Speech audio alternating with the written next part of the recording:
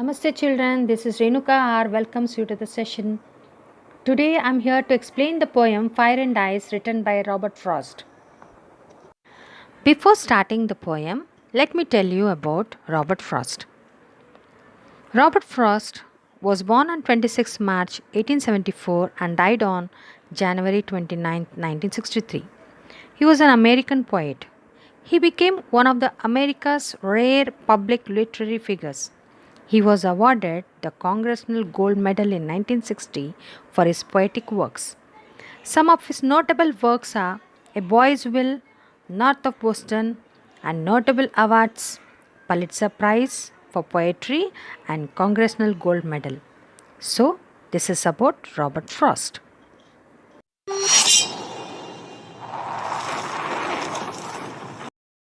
The central idea around which the entire poem revolves is that only love, equality, mutual understanding, and sympathy for one and all can help in establishing peace on the earth. The poet mentions that both fire and ice can bring probable end to this world. The poet talks about how fire represents desire and can therefore be a cause of the end of the world.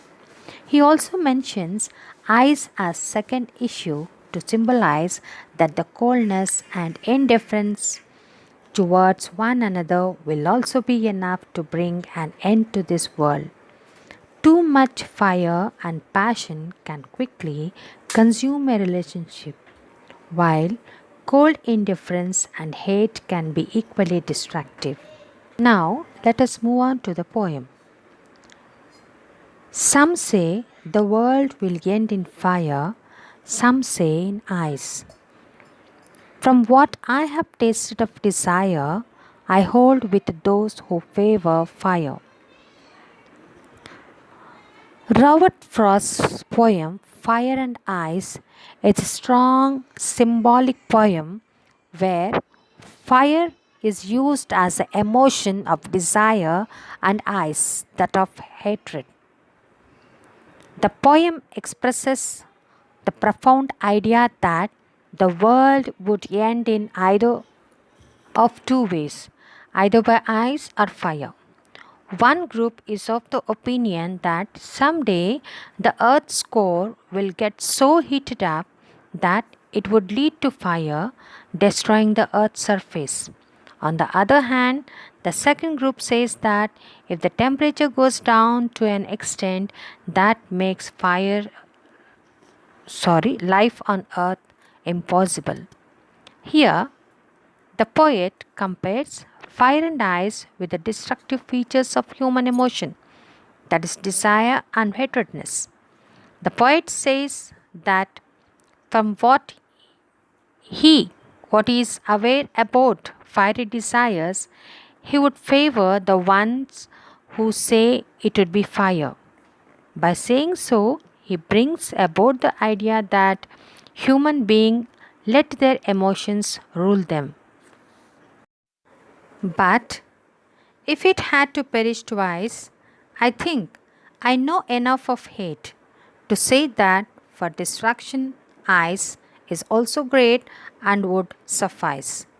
Here, the poet says if the world has to end twice, then ice would be equally competent in ending it.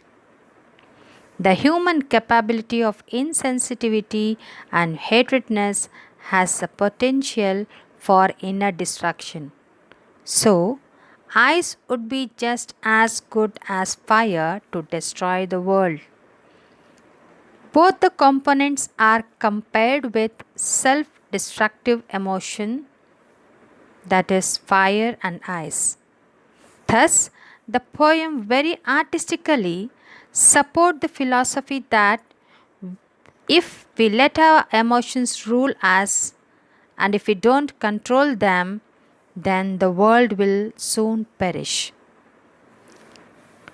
Now, let us discuss about literary devices of the poem.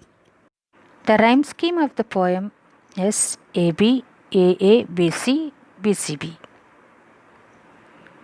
Second poetic device is assonance. It is the repetition of vowel sounds in same line. For example, the long sound of O in I hold with those who favor fire. The next device is alliteration. Alliteration means it's a repetition of a consonant sound at the start of two or more closely placed words. For example, the sound of F in favor fire, W in world will is repeated. So the next device is anaphora. Anaphora means the repetition of a word or expression at the start of two or more consecutive lines.